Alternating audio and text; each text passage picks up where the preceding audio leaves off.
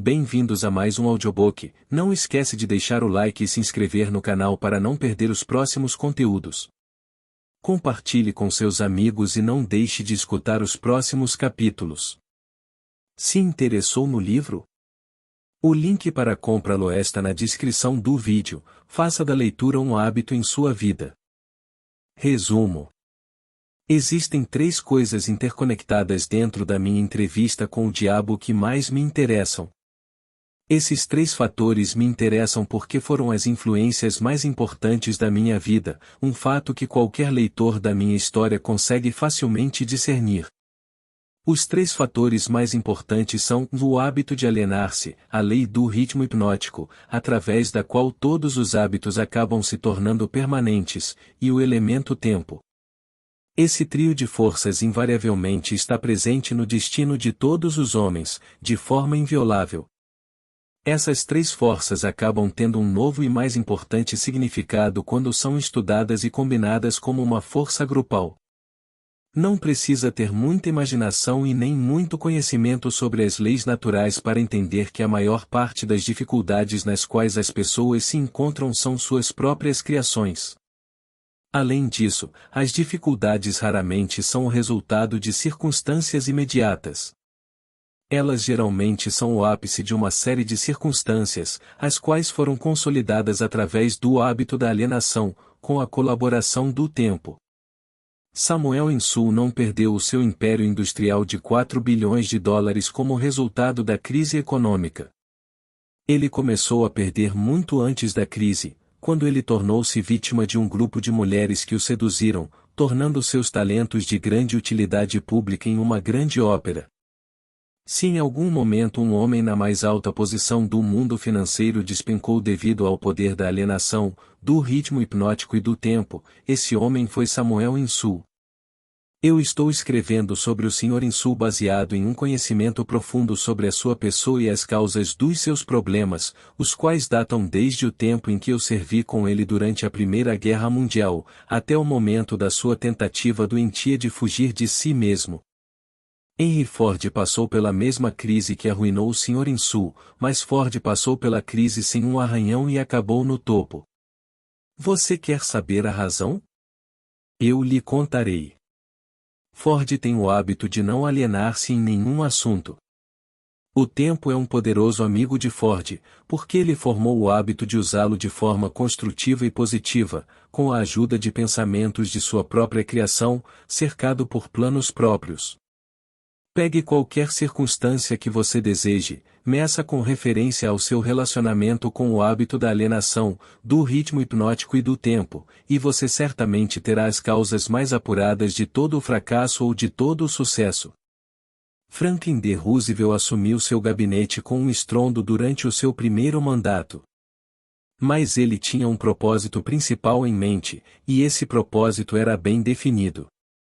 Seu objetivo era parar o estampido do medo e fazer com que as pessoas começassem a pensar e falar em termos de prosperidade nos negócios em vez de crise. Ao trabalhar na busca de seu propósito, não havia alienação. As forças de toda a nação estavam consolidadas e moviam-se como uma só, ajudando o presidente a alcançar o seu propósito definido. Pela primeira vez na história da América, os jornais de todas as inclinações políticas, as igrejas de todas as denominações, as pessoas de todas as raças e cores e as organizações políticas de todos os partidos uniram-se formando uma força estupenda, com o único objetivo de ajudar o presidente a restaurar a fé e as relações comerciais no país. Em uma conferência realizada entre o presidente e um grupo de conselheiros de emergências, poucos dias após ele assumir a presidência, eu perguntei a ele qual era o seu maior problema. Ele respondeu: não é uma questão de maior ou menor, nós temos apenas um problema, e este problema é parar o medo e suplantá-lo com a fé.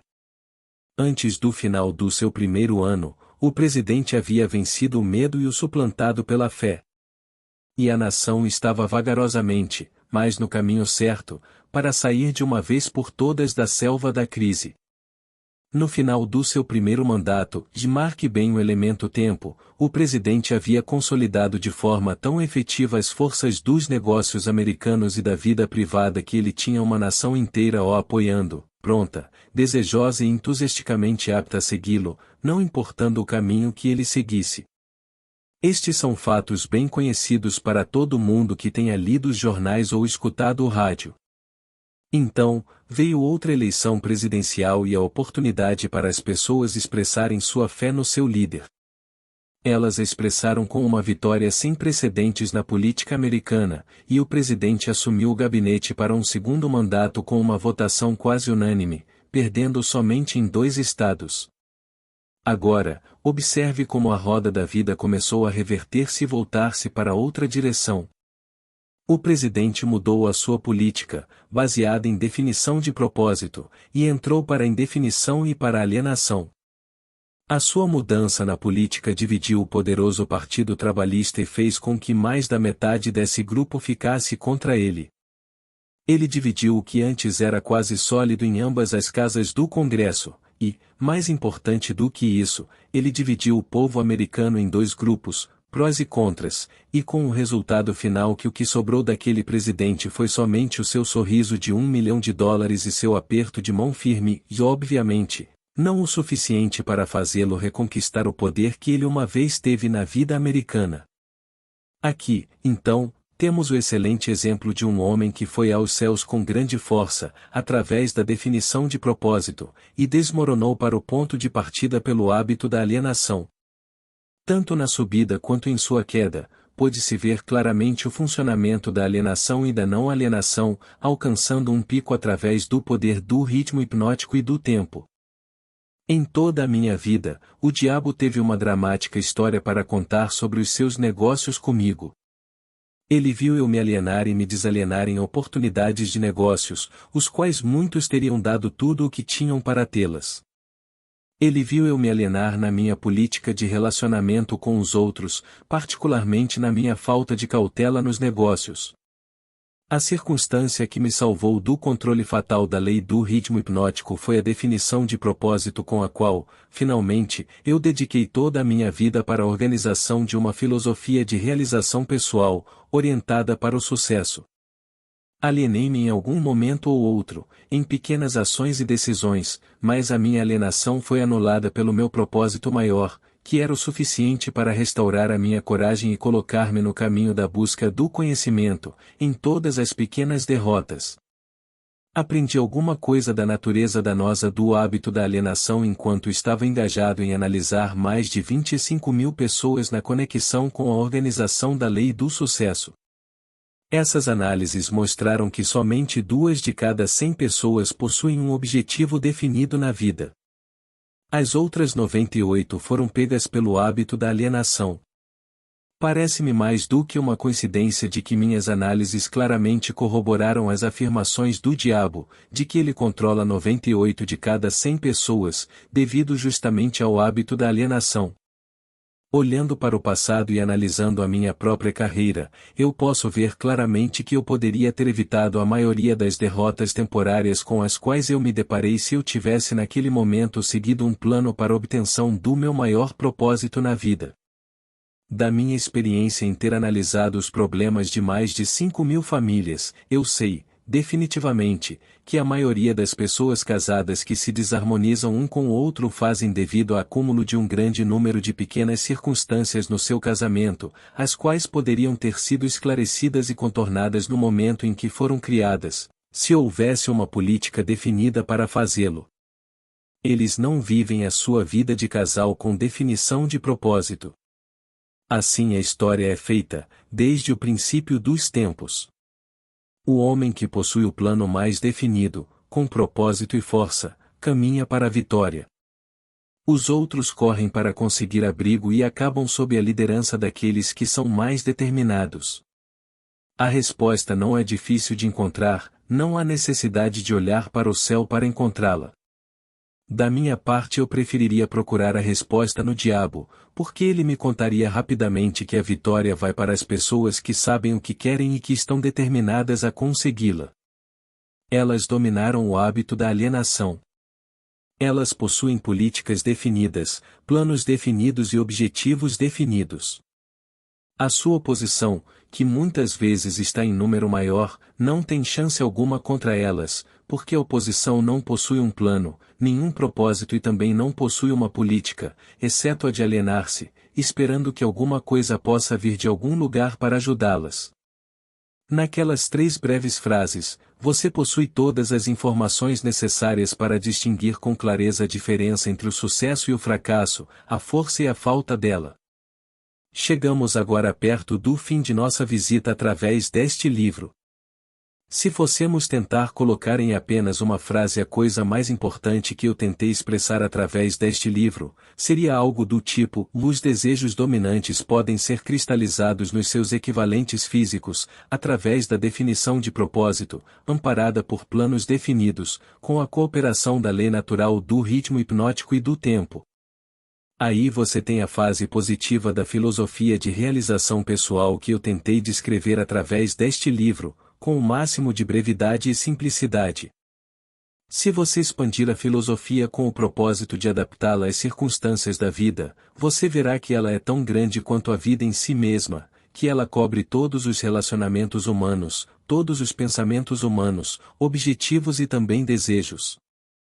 Então, aqui estamos, no final da mais estranha de todas as milhares de entrevistas que eu fiz com as maiores personalidades, por um período de mais de 50 anos de trabalho, na minha procura pelas verdades da vida, que levam à felicidade e à segurança econômica.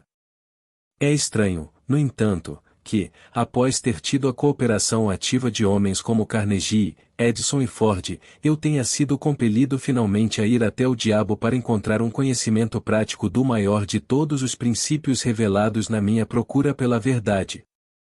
Como é estranho que eu tenha sido forçado a experimentar a pobreza, o fracasso e a adversidade, em centenas de formas, antes de ter tido o privilégio de entender e utilizar a lei da natureza que neutraliza essas armas e as elimina de nosso caminho.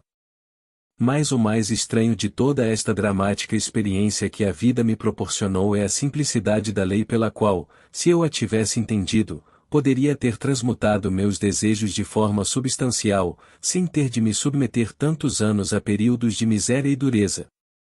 Eu enxergo agora, no final da minha entrevista com o diabo, que eu estava carregando em meus próprios bolsos os fósforos com os quais o fogo da adversidade estava me queimando. E eu vejo também que a água com a qual esse fogo poderia ter sido extinguido estava em grande abundância, sempre disponível, esperando pelo meu comando. Eu procurei pela pedra filosofal com a qual o fracasso pode ser convertido em sucesso somente para aprender que tanto o sucesso quanto o fracasso são resultados das forças evolucionárias do nosso dia a dia, através do qual os pensamentos dominantes são costurados ponto a ponto e transformados nas coisas que queremos, ou nas coisas que não queremos, de acordo com a natureza desses pensamentos. Infelizmente, eu não entendia essa verdade no momento em que alcancei a idade da razão, porque, se a tivesse entendido, teria sido capaz de desviar dos obstáculos que fui forçado a pular, enquanto caminhava no vale da sombra ou da vida. A história da minha entrevista com o diabo agora está em suas mãos.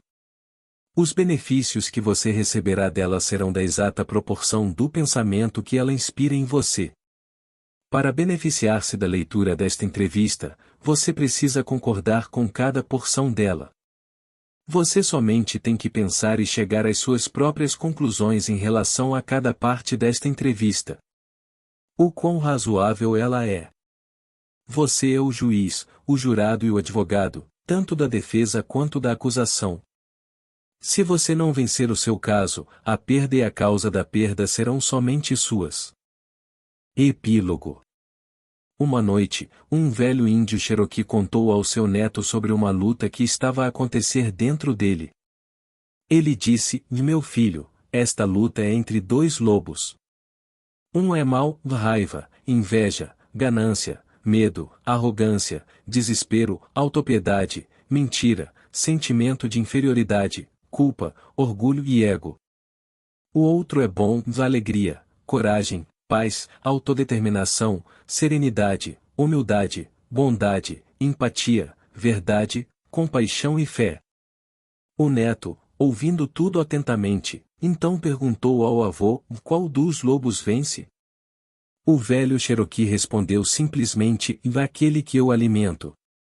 Muito já se escreveu sobre a batalha entre o bem e o mal. Mas, mesmo com toda a tecnologia que hoje nos rodeia, permanecemos basicamente com os mesmos questionamentos do passado: quem somos? De onde viemos? O que estamos fazendo aqui? Para onde vamos? Perguntas simples, mas que, mesmo se colocássemos todos os maiores computadores do mundo lado a lado, não conseguiríamos decifrá-las. Procuramos incessantemente, quase que diariamente, por respostas. Na verdade, internamente somos peritos em grandes questionamentos, e na maior parte das vezes buscamos as soluções externamente, seja nas religiões, nas filosofias de vida, ou nos cultos dos mais variados tipos. Napoleão Hill decidiu buscar respostas com ninguém menos do que o próprio diabo. Figura mitológica para alguns, fonte de medo e desespero para outros. O fato é que o Sr. Hill conseguiu colocar em forma de entrevista aquilo que muitos de nós questionamos há muito tempo. Independente da religião, culto ou filosofia de que possamos fazer parte, o diabo mexe com nossa imaginação e nos faz parar e refletir sobre a sua real natureza. O diabo efetivamente existe? Quem o alimenta? Não seria, por acaso, nosso ego, que busca incessantemente pela nossa valorização momentânea em detrimento do verdadeiro ganho da virtude? Conforme aprendemos com o Dr. Hill, a alienação hoje ocorre não somente com os meios que foram descritos no livro, que por sua vez data de 1938, mas também com novos e poderosos instrumentos que o diabo utiliza para alcançar os seus objetivos: as drogas, a internet, os videogames, os aplicativos de celulares e tudo o que a tecnologia trouxe de informação e comodidade ao alcance fácil de nossos dedos. Outrossim, nunca estivemos tão afastados de nós mesmos digerindo nossa mais nova ingestão tecnológica. Com relação às pessoas, então, conhecemos profundamente o perfil dos nossos principais amigos nas redes sociais, mas participamos cada vez menos do que se passa de verdade no coração e na mente desses amigos e amigas. Pode existir maior alienação do que esta? Nos afogamos em meio à modernização e parece que o bote salva-vidas está longe, cada vez mais longe de nosso alcance. Caminhamos hoje com muita pressa e utilizamos a mais alta tecnologia para saber de coisas que, no passado, saberíamos meses depois, quem sabe anos. Mas ainda temos junto de nós o mapa que pode nos colocar no verdadeiro caminho da autorrealização, e esse mapa encontra-se no lugar menos procurado hoje em dia, em nossa mente e nosso coração. Qual foi a maior armadilha que o diabo criou para o homem? Foi, sem dúvida, plantar na sua mente a incerteza de sua existência. Assim como o fracasso e o sucesso devem ser considerados armadilhas mentais, pois ambos provêm dos pensamentos dominantes que acabam se tornando aquilo que mais desejamos. Analisando-se a lei do ritmo hipnótico, que também pode ser considerada como lei da inércia da vida, temos que os nossos pensamentos dominantes acabam por se tornar equivalentes físicos no nosso cotidiano. Ou seja, se cultivarmos a mente encoberta pelo medo, pela culpa e pela dúvida, acabamos tendo atitudes relacionadas a esses sentimentos, e não precisamos ser expertos para saber que tipo de resultados alcançaremos. Ao passo que, se cultivarmos a mente preenchida com pensamentos de fé, coragem, gratidão e alegria, com certeza chegaremos aos resultados a que aspiramos. O desafio é como conseguir isso. Parece fácil manter a mente positiva, mas o dia a dia nos mostra o quanto de nossa atenção permanece focada em coisas que na verdade não correspondem à estratégia principal do nosso sonho. Os problemas que aparecem em nossas vidas tomam boa parte de nosso tempo, e acabam por fazer com que desviemos nossa atenção para aquém de nossa meta principal. Aprendemos que devemos planejar e, quando estiver tudo planejado, devemos planejar mais ainda. Entretanto, isso nos leva à concretização de nossas metas? Ou seria mais inteligente estabelecermos um objetivo principal e aproveitarmos todas as oportunidades que aparecem em nosso caminho? Já dizia Zoroastro: conhece-te a ti mesmo e conhecerás a Deus e a todo o universo. O verdadeiro sentido da vida, que vem sendo buscado pelos maçons, Rosacruzes, Illuminati e demais ordens e religiões de todo o universo, certamente não está impresso em nenhum livro, mas aqueles que tiverem a coragem de vencer os seus medos e se arriscarem na aventura da busca pessoal provavelmente encontrarão a verdade. E ela, por certo, estará mais perto do que jamais imaginaram. Seja qual for o mapa utilizado para encontrar o caminho, a Bíblia, a Torá, o Alcorão, os Vedas, ou todos os demais livros sagrados das religiões, não podemos esquecer nunca que eles são somente o mapa e não o território, e que a mensagem é muito mais importante que o fato histórico. A mensagem contém em si mesma a sua própria verdade. Entretanto, ela somente passa a ter real existência se for praticada e se servir para fazer com que todos os homens e mulheres deste mundo possam viver o pleno sucesso. Que, por sua vez, não se trata de acumulação de riquezas materiais, mas sim do tributo à alegria, à simplicidade e à tão desejada paz de espírito. Este livro foi um presente deixado pelo Dr. Napoleão Hill ao mundo. Ficou 73 anos escondido, por motivos não tão bem esclarecidos, mas o fato é que a mensagem é viva e cabe a cada um de nós interpretar baseado em nossas próprias experiências de vida. Quando perguntaram a Napoleão Hill se a entrevista havia sido efetivamente feita com a presença do diabo, ele respondeu: após a leitura do livro, cabe a cada um tirar as suas próprias conclusões. Mais ouro já foi extraído dos pensamentos dos homens e mulheres deste mundo do que em todas as minas existentes em todos os tempos no planeta Terra. Faça a sua parte. Faça deste livro seu livro de cabeceira e dê um exemplar de presente àquela pessoa que você mais estima. Que assim seja. Sincera e fraternalmente. M. Conte Jr. Muito obrigado por escutar o audiobook O Mais Esperto que o Diabo. Esperamos que a mensagem do Dr. Napoleão Hill tenha inspirado e provocado reflexões importantes em sua vida. Se você gostou do conteúdo, não se esqueça de se inscrever no nosso canal para mais audiobooks e conteúdos inspiradores. Curta o vídeo, deixe seu comentário sobre o que mais te impactou e compartilhe suas opiniões conosco. Sua participação é fundamental para continuarmos trazendo material de qualidade para você. Até a próxima e continue alimentando o lobo bom dentro de você. Sincera e fraternalmente, Christian Mateus Luz.